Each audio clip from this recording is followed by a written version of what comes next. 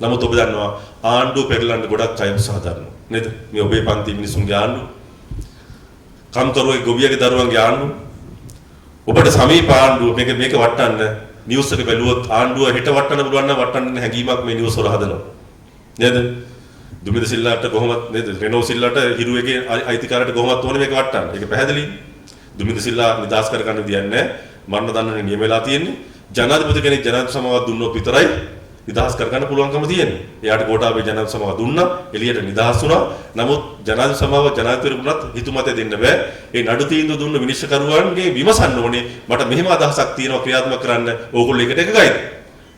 අන්නේ ඒ එකගතාවය ගත්තේ නැතුව එයා තනි කැමැත්තෙන් නිදහස් කළා. ඒ නිසා නැවත නිදහස් කිරීම අකුලලා නැවත එයාට මරණ දඬුවම හිමි වුණා. හරිද?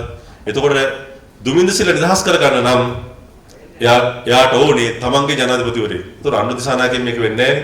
සාණ්ඩුව වටන්න ඕනේ හිරුවේකට. මේක පැහැදිලි.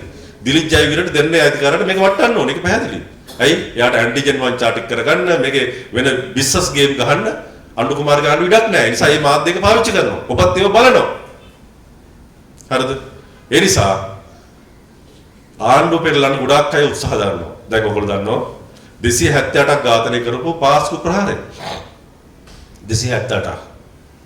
දහම් පාසල් ඉරිද දහම් පාසල් දරුවෝ ගියා පල්ලියට ගිහිල්ලා ආගම අදහලි වෙලා තමන්ගේ ඉරුදින දහම් පාසලට යනවා. ඒ දරුවෝ 100කට වැඩි ප්‍රමාණයක් ඝාතනය කරායි බෝම්බේ. 278ක් ඔක්කොම මිනිස්සු 500කට වැඩි පිරිසක් ඇස්සන්ද වුණා, ආබාධිත වුණා. ඇයි මේ ප්‍රහාරය සිද්ධ වුනේ? ඒක හොයන්න ඕනේ නැද්ද? හරිද? අර නන්දසේන කිහිපෙට්ටිය කියන ගුරුවරයා දිවෙන පත්‍රයට ලියනවා ලස්සන කවියක්. ලස්සන මේ සංවේදී කවියක්. ඒ දවස්වල දිවින පත්‍රේ ගියා පාස්කු ප්‍රහාරයෙන් පස්සේ.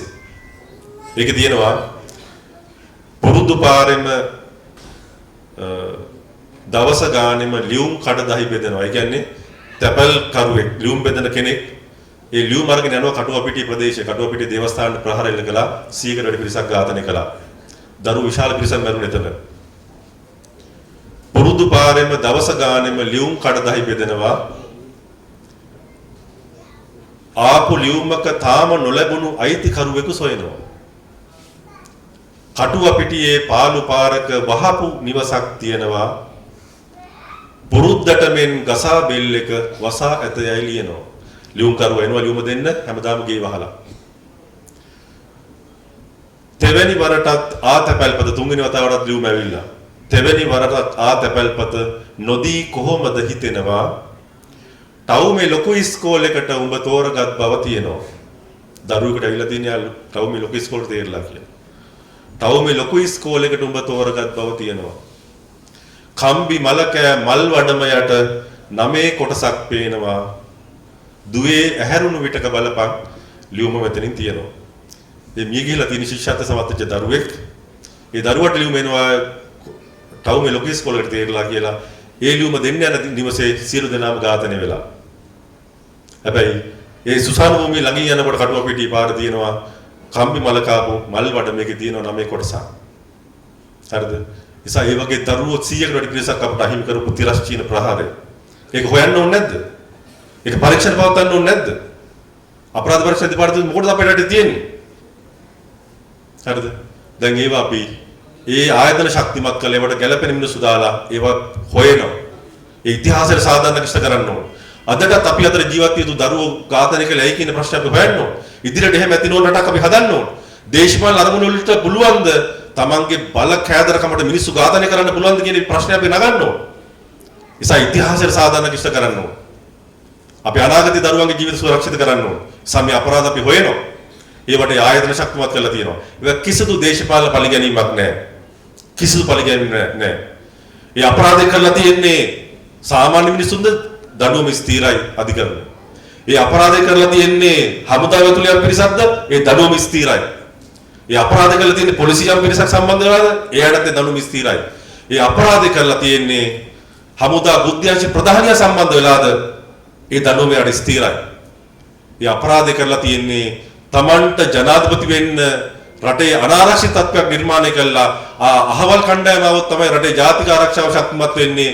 ඒ නිසා ඒ අනාරක්ෂිතකම හදන්නද යම් ජනාධිපතිවරයෙක් එක්කලා තියෙන්නේ ඔහුටත් ඒ දඬුවම ස්ථිරයි. හොයන්න ඕනේ නැද්ද මේ අපරාධ? හොයන්න ඕන. ඒ වෙනුවෙන් තමයි ආණ්ඩුව මිනිස්සු වෙනස් කරේ. අපරාධ කරනවා තමන්ගේ බලය රැක ගන්න. මාධ්‍යවේදීව ඝාතනය කරනවා, ලසන් වික්‍රමතුංගල ඝාතනය කරනවා. හරිද? බෝම්බ පුපුරනවා රට අනාරක්ෂිත කරලා තමන් බලයට එන්න ඕන කරන ඒ මානසිකත්වය රටේ හදන්න.